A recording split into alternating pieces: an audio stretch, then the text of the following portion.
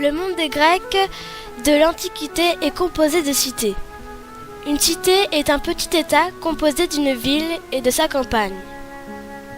Parmi les plus célèbres, on trouve Athènes, Sparte, Massalia, Phocée, Troie. Les cités se trouvant en dehors de la Grèce forment ce qu'on appelle des colonies. Dans les cités grecques, on construit des temples dédiés au culte polythéiste, des théâtres, une agora, c'est-à-dire une place publique. Les cités sont protégées par des remparts et se situent autour de la Méditerranée et de la mer Noire. Pour voyager entre cités, les Grecs utilisent des trières. Les cités grecques se font parfois la guerre.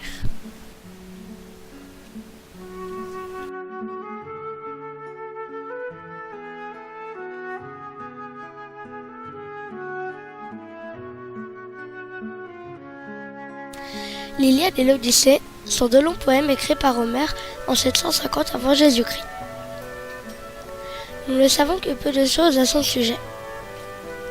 L'Iliade raconte un épisode de la guerre de Troie qui opposa deux peuples grecs appelés les Achéens et les Troyens vers 1230 avant Jésus-Christ. Cette guerre se termine par la victoire finale des Achéens qui l'emportent grâce à la ruse du cheval de Troie, à l'intérieur duquel étaient cachés des Achéens. Cela permit l'ouverture des portes de la cité alors que les Troyens dormaient.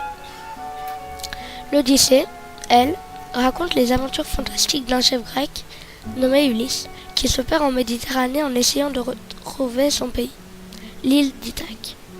Ulysse traverse ainsi la Méditerranée à bord de trières et rencontre notamment des sirènes, des cyclopes et d'autres créatures fantastiques.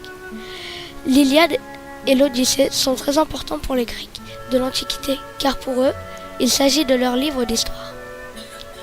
Les Grecs s'identifient aux héros de cette œuvre. Encore aujourd'hui, l'œuvre d'Homère est une œuvre majeure de l'histoire de l'humanité.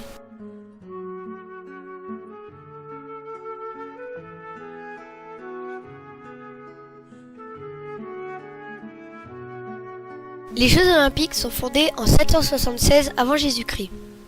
Ils ont eu lieu à Olympie, tous les 4 ans. Les Grecs de tout le bassin méditerranéen y vont pour célébrer Zeus. Pour le célébrer, ils font des sacrifices et ils prient devant la statue de Zeus, qui se trouve à l'intérieur du temple. Les épreuves sportives font aussi partie des célébrations. Au 8e siècle avant Jésus-Christ, il y en a 5.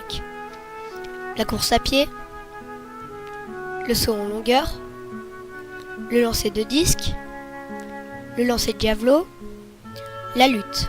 Les athlètes concourent nus. Les femmes, quant à elles, sont interdites aussi bien aux épreuves que parmi les spectateurs. Le gagnant des épreuves reçoit une couronne d'olivier sacré. Chaque cité doit ramener un trésor pour entretenir le sanctuaire. Cela s'appelle le trésor des cités.